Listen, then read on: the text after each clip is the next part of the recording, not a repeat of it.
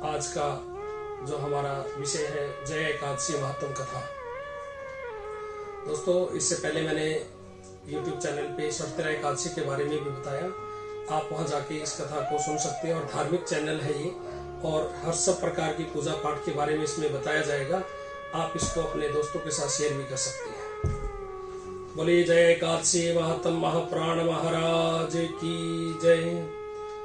शांतकारं भुजगशयनं पद्मनाभं सुरेश्वरं विश्वधारं गगनसदृशं मेघवर्णं शुभांगं लक्ष्मीकान्तं कमलनयनं योगविद्यानगम्यं वन्दे विष्णु भवभयहरं सर्वलोकैकनाथं।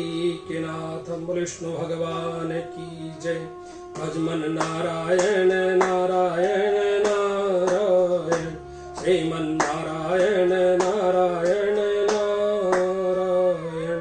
बोले जय एकादशी माता महाप्राण महाराज की जय। धर्मराज युधिष्ठिर जी बोले, हे भगवान, आपने माघ मास की कृष्ण पक्ष की षष्ठिला एकादशी का अत्यंत सुंदर वर्णन किया। अब कृपा कर माघ मास के शुक्ल पक्ष की एकादशी की कथा का वर्णन कीजिए। इस एकादशी का नाम, विधि और देवता क्या है और क्या करना चाहिए और कौन से देवता की पूजा करनी चाहिए, आप मुझे बताइए। भगवान कृष्ण जी बोले, हे राजन, माघ मास की शुक्ल पक्ष की एकादशी का नाम जया है। इस एकादशी व्रत से मनुष्य ब्रह्म हत्या के पाप से छूट जाते हैं और अंत में उसको स्वर्ग प्राप्ति होती है। इस व्रत से मनुष्य कुयोगी अर्थात भूत प्रेत पिशाच आदि की योनि से छूट जाता है। अतः इस एकादशी के व्रत को विधि पूर्वक करना चाहिए। हे राजन, मैं एक पौराणिक कथा कहता हूँ। एक समय इंद्र नाग लोक में अपनी इच्छा अनुसार अप्सराओं के साथ रमण कर रहा था। गंधर्व गान कर रहे थे। वह गंधर्वों में प्रसिद्ध पुष्पवंत, उसकी लड़की तथा चित्रसेन की स्त्री मलिन, ये सब थे। उस जगह मलिन का लड़का पुष्पवान और उसका लड़का माल्यवान भी था। उस समय पुष्पवती नामक एक गंधर्व स्त्री माल्यवान को देखकर मोहित हो गई और काम बाण से चलायमान होने लगी। उसने रूप, सौंदर्य, हाव भाव आदि द्वारा माल्यवान को वश में कर लिया। पुष्पवती के सौंदर्य को देखकर माल्यवान भी मोहित हो गया। अतः वे दोनों कामदेव के वश में हो गए। परंतु फिर भी इंद्र के बुलाने पर नाच गाने के लिए जाना पड़ा और अप्सराओं के साथ गाना शुरू किया। परंतु कामदेव के प्रभाव से उनका मन न लगा और अशुद्ध गान गाने लगे।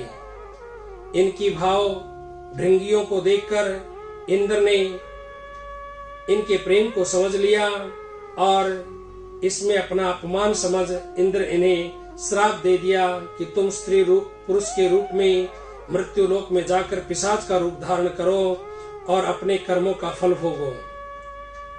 इंद्र का श्राप सुनकर वे अत्यंत दुखी हुए और हिमाचल पर्वत पर पिशाच बनकर दुख पूर्वक अपना जीवन व्यतीत करने लगे। रात दिन में उन्हें एक क्षण भी निद्रा नहीं आती। इस स्थान पर अत्यंत सर्दी थी। एक दिन पिशाच ने अपनी स्त्री से कहा, न मालूम हमने पिछले जन्म में ऐसा कौन से पाप किए जिससे हमें इतनी दुखदायी यह पिशाच योनि प्राप्त हुई है। देवयोग से एक दिन माघ मास के शुक्ल पक्ष की जया नाम की एकादशी आई। उस दिन दोनों ने कुछ भी भोजन न किया और न कोई पाप कर्म ही किया। इस दिन केवल फल फूल खाकर ही दिन व्यतीत किया और महान दुख के साथ पीपल के वृक्ष के नीचे बैठ गए। वह रात्रि इन दोनों के लिए एक दूसरे से चिपक कर बड़ी कठिनता के साथ काटी। सर्दी के कारण उनको रात्रि में निद्रा भी न आई।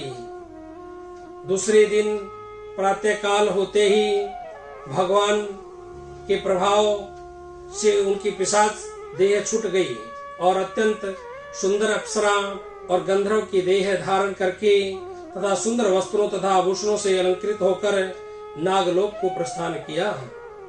आकाश में देवगण तथा गंधर्व उनकी स्तुति तथा पुष्प वर्षा करने लगे। नागलोक में जाकर इन दोनों ने देवराज इंद्र को प्रणाम किया।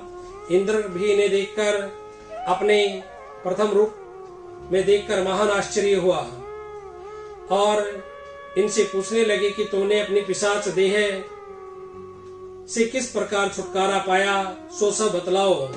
इस प्रकार माल्यवान बोले कि हे देवेंद्र, भगवान विष्णु के प्रभाव तथा जया एकादशी के व्रत से पुण्य से हमारी पिशाच देह छुटी है।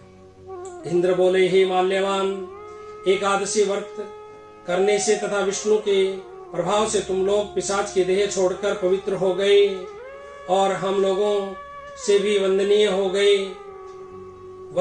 गए हो, क्योंकि शिव भक्त हम लोगों के वंदना करने योग्य हैं। अतः आपको धन्य है। अब तुम पुष्पवती के साथ जाकर विहार करो। हे युधिष्ठिर जी, इस जया एकादशी के व्रत करने से समस्त कुयुक्त बुरी योनि जो है कुयोनि छूट जाती है। जिस मनुष्य ने इस एकादशी का व्रत किया है उसने मानो सब यज्ञ तप आदि किए हैं। जो मनुष्य भक्ति पूर्वक जया एकादशी का व्रत करते हैं वे अवश्य ही सहस्र वर्ष तक स्वर्ग में निवास करते हैं। बोले जया एकादशी महात्म महापुराण महाराज की जय। भजमन नारायण नारायण नारायण, श्रीमन नारायण नारायण नारायण। बोले एकादशी महात्म महाप्राण महाराज की जय।